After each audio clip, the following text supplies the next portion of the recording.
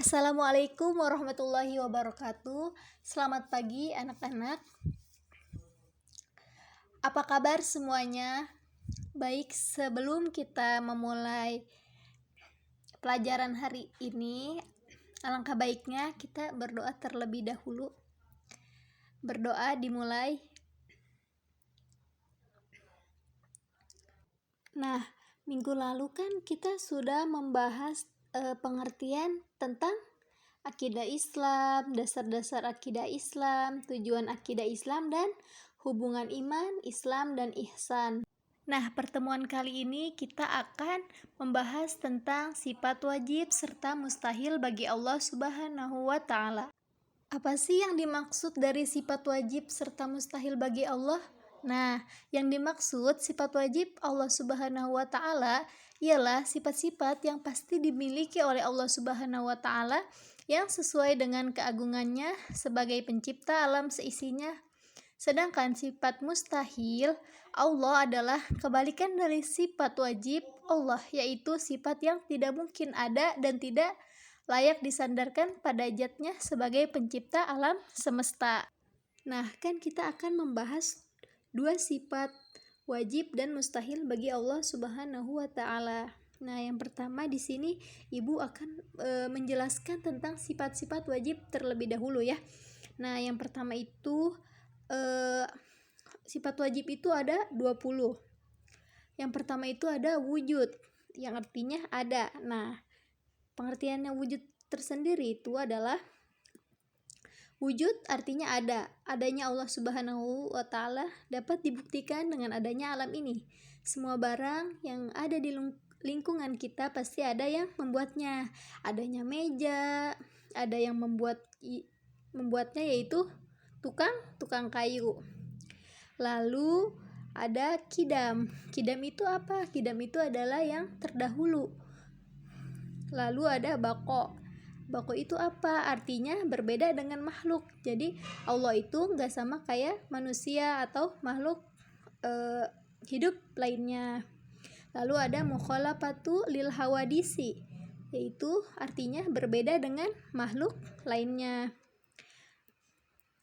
Selanjutnya qiyamuhu binafsihi, berdiri sendiri. Nah, sebagai pencipta alam adalah maha kuasa. Jadi Allah maha kuasa dan Dia tidak memerlukan bantuan dari kekuatan lain karena mempunyai kekuatan yang ada pada dirinya. Lalu ada wahdaniyah, artinya esa. Nah, manusia dituntut untuk meyakini bahwa sujud Allah itu maha esa atau maha satu. Lalu ada kudrot, yang artinya kuasa.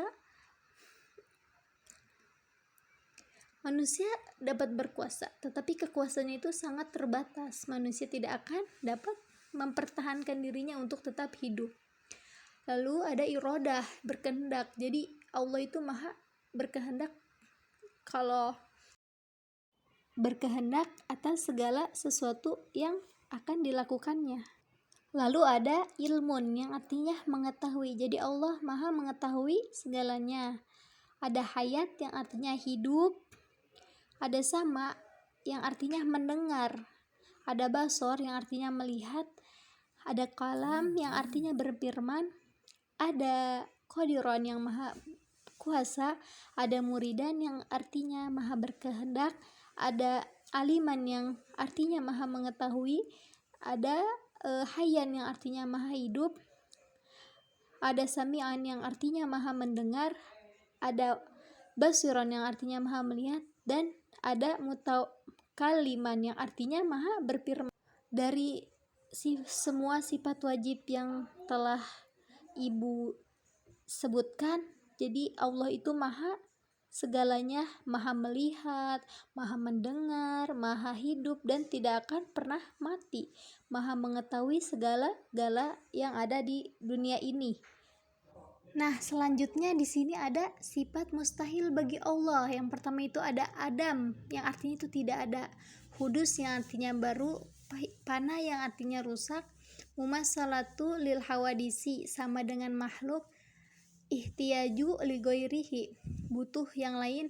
Ta'addud, terbilang, ajzun lemah, karonah terpaksa, jahlun bodoh, mautun mati, summun tuli, umyun buta, dan bukmun bisu, ajizan sangat lemah, mukrohan artinya terpaksa, jahilan artinya bodoh, mayitan artinya yang mati, asamu artinya yang tuli, a'ma yang artinya buta, dan abagam yang artinya bisu. Jadi itu adalah sifat mustahil bagi Allah. Allah tidak akan mempunyai sifat seperti itu karena Allah berbeda dengan makhluk seperti kita manusia. Nah, selanjutnya ini ada pembagian sifat-sifat wajib bagi Allah. Pembagian sifat-sifat wajib bagi Allah itu terbagi menjadi 4 kelompok. Yang pertama itu ada sifat nafsiyah, yaitu sifat yang berhubungan dengan zat Allah Subhanahu wa taala semata. Sifat nafsiyah ini ada satu, yaitu wujud. Lalu ada sifat salbiyah, yaitu sifat yang menolak segala sifat-sifat yang tidak layak patut bagi Allah Subhanahu wa taala, sebab Allah Maha sempurna dan tidak memiliki kekurangan, atau bisa diartikan sifat salbiyah ini hanya dimiliki oleh Allah dan tidak dimiliki oleh makhluknya. Sifat salbiyah itu ada 5: qidam, baqa, mukhalafatul lil hawadisi, qiyamuhu binafsihi, wahdaniyah. Lalu yang ketiga ini ada sifat ma'ani, yaitu sifat yang bersifat zat Allah yang sesuai dengan kesempurnaan Allah. Karena keberadaan sifat inilah nantinya muncul sifat maknawiyah yang termaksud sifat ma'ani. Ada 7, yaitu kudrat, iradat, ilmu, hayat, sama, basar, dan kalam. Lalu yang terakhir ada sifat maknawiyah, yaitu sifat yang selalu atau tetap pada zat Allah dan tidak mungkin pada suatu ketika Allah tidak bersifat demikian. Jumlah sifat maknawiyah itu ada 7, yaitu qadiron, muridan, aliman, hayan, sami'an, basuran, mutakaliman. Sifat-sifat ini sebagai penguat dari sifat-sifat ma'ani Allah. Dengan demikian, sifat ma'ani Allah dan ma'nawiyahnya tidak bisa dipisahkan satu dengan lainnya. Sebab setiap ada sifat ma'ani, tentu ada sifat ma'nawiyah. Dengan kata lain, sifat ma'nawiyah Allah menggambarkan keberadaan dan zat Allah yang terus-menerus memiliki sifat ma'ani. Jika disebutkan Allah bersifat kudrat, yaitu kuasa, artinya secara otomatis Allah adalah zat yang maha kuasa ya anak-anak, dan akan tetap seperti itu tanpa ada batasnya. Nah, selanjutnya ibu akan memberikan sebuah video untuk bisa memudahkan kita menghafalkan nama-nama sifat-sifat wajib bagi Allah dan mustahil bagi Allah Subhanahu wa taala. Selamat ditonton.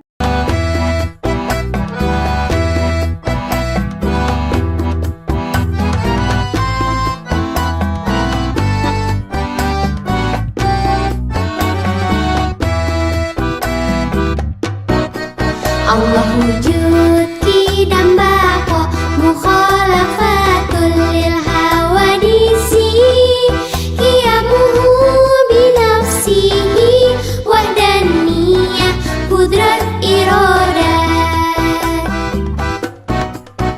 ilmu, hayat, sama, basar, kalam, hadiran, muridan, aliman, hayyan, sami'an, basyiran, mutakaliman.